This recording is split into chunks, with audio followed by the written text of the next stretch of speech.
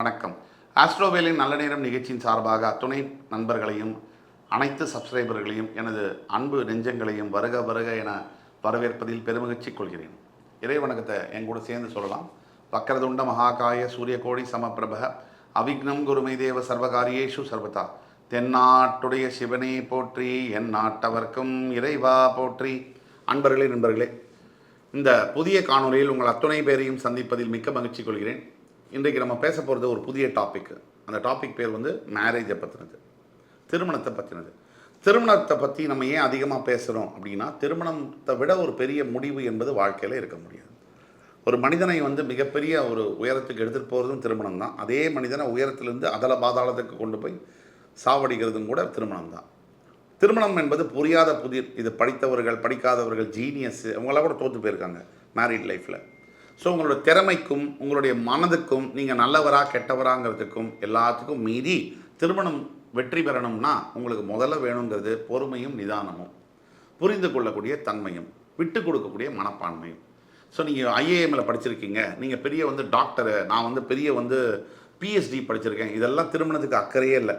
திருமணம் என்பது டைரக்டான ஃபேட்டு, விதி. அது சிக்கிம், பூட்டான், நேபாள் லாட்டரி மாதிரி எல்லாருமே ₹1 கொடுத்தா வாங்குவாங்க.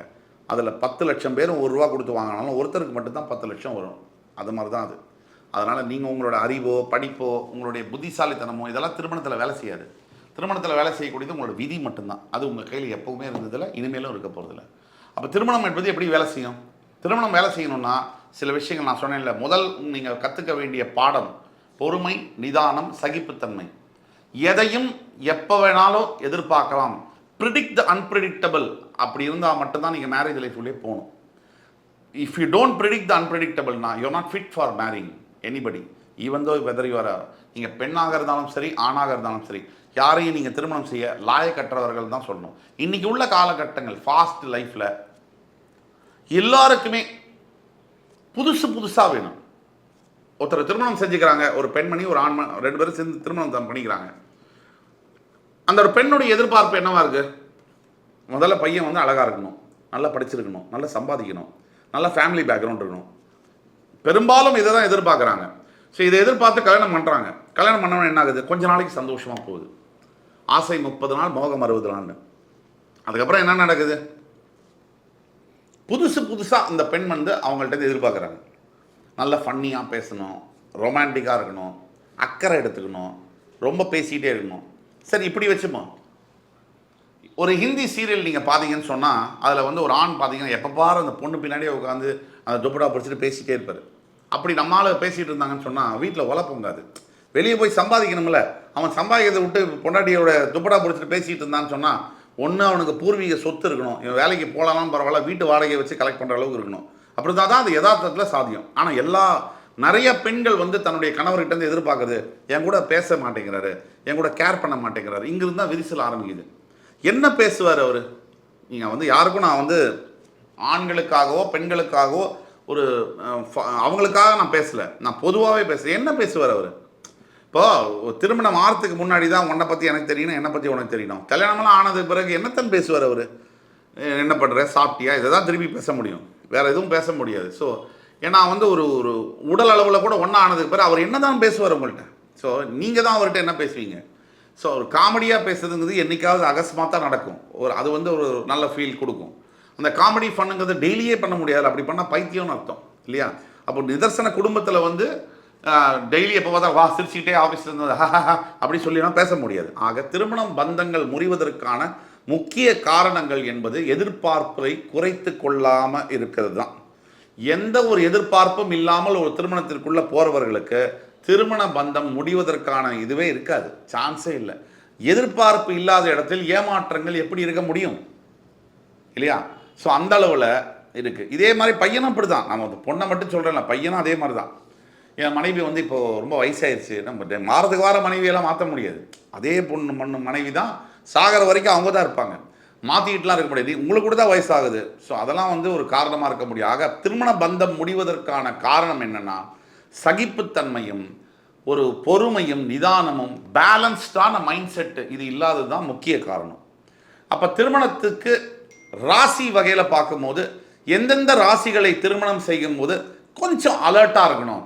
உடனே இந்த ராசிகள்லாம் திருமணமே செய்யக்கூடாது அப்படின்னு நம்ம சொல்லவே இல்லை. திருப்பியும் தெளிவாக சொல்கிறோம். இந்த ராசிகளை திருமணம் செய்யும் போது நம்ம கொஞ்சம் இன்னுமே கொஞ்சம் அலர்ட்டாகவும் அசர்ட்டிவாகவும் இருக்கணும். அது எந்தெந்த ராசி? அதில் முதலிடம் பெறுவது மீனராசி. இந்த மீனராசி பெண்களுக்கு ஒரு தனித்துவ குணம் உண்டு. பையன்களுக்கும் நான் சேர்த்து தான் சொல்கிறேன். ஒன்று, அவங்க என்ன நினைக்கிறாங்கன்ற கம்யூனிகேஷன் வந்து அவங்களுக்கு தான் என்ன நினைக்கிறோம் அப்படிங்கிறத சரியான முறையில் கம்யூனிகேட் பண்ண அவங்களுக்கு வராது. இது ஒரு பெரியது. சரி, அவங்க என்ன நினைக்கிறாங்கன்னு மற்றவங்க யாராலையும் புரிஞ்சுக்கவும் முடியாது. இது ரெண்டாவது பாயிண்ட். இந்த மாதிரியான அமைப்புகள் இருக்கும் போது மீனராசியில் இருக்கக்கூடிய பெண்களாக இருக்கட்டும் ஆண்களாக இருக்கட்டும் தன்னுடைய வாழ்க்கை துணைக்கிட்ட போய் எனக்கு இது வேணும், எனக்கு இது வேணாம் அப்படின்னு சொல்லக்கூடிய தெளிவு இருக்காது. இது ஒரு மிகப்பெரிய ஒரு ப்ராப்ளம். அந்த கம்யூனிகேஷன் வந்து பார்த்தீங்கன்னா எந்த ஒரு உறவுலையுமே ரிலேஷன்ஷிப்லையுமே கம்யூனிகேஷன் என்பது கீ டு சக்ஸஸ். இந்த கம்யூனிகேஷன் இல்லைன்னு சொன்னால் எந்த ஒரு ரிலேஷன்ஷிப்பும் ஃபெயில் தான் ஆகும். ஏன்னா ஃப்ரீக்வெண்ட்டாக நீங்கள் கம்யூனிகேட் பண்ணிகிட்டே இருக்கணும். நீங்கள் வந்து ஃப்ரீக்வெண்ட்டுன்னு சொன்ன உடனே காலையில் எழுந்த உடனே சாயங்காலம் வரைக்கும் உட்காந்து எப்போ பாரு கம்யூனிகேட் பண்ணுறதில்ல. தேவைப்படும் போதெல்லாம் கொஞ்சம் கூட சலிக்காமல் எப்படி சொல்லணுமோ ஓப்பனாக எல்லாத்தையும் பேசணும். அப்போ தான் அந்த ரிலேஷன்ஷிப் வந்து நல்லபடியாக இருக்கும். ரெண்டு, இன்னொரு விஷயம் என்னன்னு நீங்கள் பார்த்தீங்கன்னு சொன்னால் இந்த மீனராசிக்கு அடுத்தபடியாக இந்த ப்ராப்ளம்லாம் வரக்கூடிய ராசி எது அப்படின்னு நம்ம பார்த்தோம்னா விருச்சிக ராசி. விருச்சிக ராசியில் ஏன் இந்த ப்ராப்ளம் வருது திருமணத்தில் அப்படின்னா பெண்ணாக இருக்கட்டும் பையனாக இருக்கட்டும் விருச்சிக ராசியில் என்ன ப்ராப்ளம்னா சந்திரன் என்பது மைண்டு. அந்த சந்திரன் விருச்சிகத்தில் நீச்சம் பெறுவார். மைண்டு வந்து நீச்சம் ஆயிடுறார். சந்திரன் நீச்சமான மைண்டு சரியாக வேலை செய்யாது. அப்போ ஆப்வியஸ்லி வந்து என்ன ஆகும், டிப்ரெஷன் மைண்ட் செட்டுக்குள்ளே போவாங்க. எப்போ பாரு இனம் புரியாத கவலை. இந்த விருச்சிக ராசிக்காரர்களுக்கு மட்டும் நீங்கள் 1 கோடி கொட்டி கொடுத்தா கூட அவங்கள மட்டும் நீங்கள் சந்தோஷப்படுத்த முடியாது முடியாது முடியாது யுவர் ஆனர். ஏன்னா அவர்கள் ஒரு செப்பரேட் மைண்ட் செட்டில் இருப்பாங்க. அதுலேருந்து உன்னையும் போக மாட்டாங்க, வெளிலையும் வர மாட்டாங்க, யாரையும் உள்ளவும் விட மாட்டாங்க. இது ரொம்ப டிஃபிகல்ட்டான ஒரு இது. எல்லா விருச்சிக ராசி அன்பர்களுக்கும் இல்லை, ஒரு சில விருச்சிக ராசி அன்பர்கள் இந்த மாதிரி ப்ராப்ளம் இருக்கிறதுனால அந்த ராசிக்காரர்களை நீங்கள் ஆணாக இருந்தாலும் பெண்ணாக இருந்தாலும் விரும்பும் போது திருமணம் செய்யணுங்கிற போது சில பிரச்சனைகள் இருக்கும். அது மட்டும் தான் நம்ம சொல்கிறோம். திருமணம் செய்யக்கூடாதுங்கிறது இல்லை.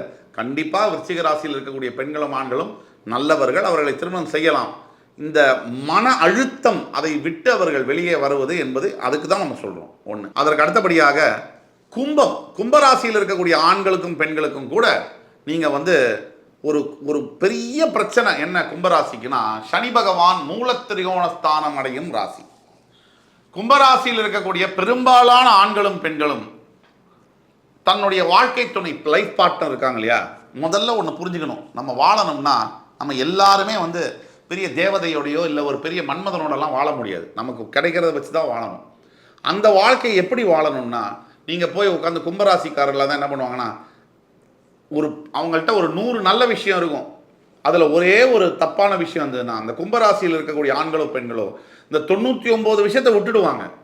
ஏதோ சரியில்லாத ஒரு விஷயத்தை மட்டும் பிடிச்சிக்கிட்டு அவங்கள உலுக்கி எடுக்குது. அப்போ எப்படி வாழ முடியும்? ஸோ இந்த பிரச்சனை காரணமாக கும்பராசியில் இருக்கக்கூடிய ஆண்களாக இருக்கட்டும் பெண்களாக இருக்கட்டும் நிறைய திருமணத்தில் நிறைய பிரச்சனைகளை சந்திக்கிறார்கள்.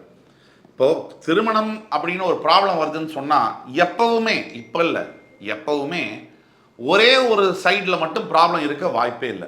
2 சைட்லேயும் தான் இருக்கும். ஆனால் எப்படி இருக்கும்னா 80% ஒருத்தர் மேலேயும் 20% ஒருத்தர் மேலேயும் தான் ப்ராப்ளம் இருக்கும். ஒரு சைடில் மட்டும் ப்ராப்ளம் இருக்கக்கூடிய வாய்ப்பே இல்லை. சில சமயங்களில் 95% சார் என் பொண்டாட்டி மேலே ப்ராப்ளம் இருக்குது சார் அப்படின்னு. என்ன சார்னா உங்கள் மேலே அவளை கல்யாணம் பண்ணேன் சார், அதை விட பெரிய ப்ராப்ளம் இல்லை சார் அப்படின்ற மாதிரி எப்போவுமே இருக்கும். ப்ராப்ளம் இல்லாத தம்பதியர்கள் இருக்கவே முடியாது. ஒரு ஹஸ்பண்ட் அண்ட் ஒய்ஃப்குள்ள ப்ராப்ளம் இல்லைன்னா அவங்க ஹஸ்பண்ட் அண்ட் ஒய்ஃபாகவும் இருக்க முடியாது.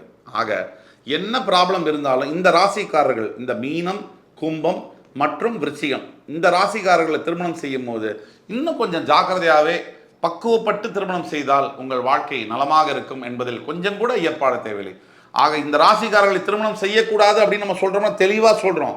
அப்படிலாம் எதுவுமே இல்லை. There are exceptions. பெரும்பாலான ராசிக்காரர்கள் இந்த மாதிரியான அமைப்புகள் அவங்களும் மாற்றிக்கணும், திருமண வாழ்க்கையிலேயே அவங்க சந்தோஷமாக இருக்கணும் அப்படிங்கிறதுக்காக சொல்கிறது.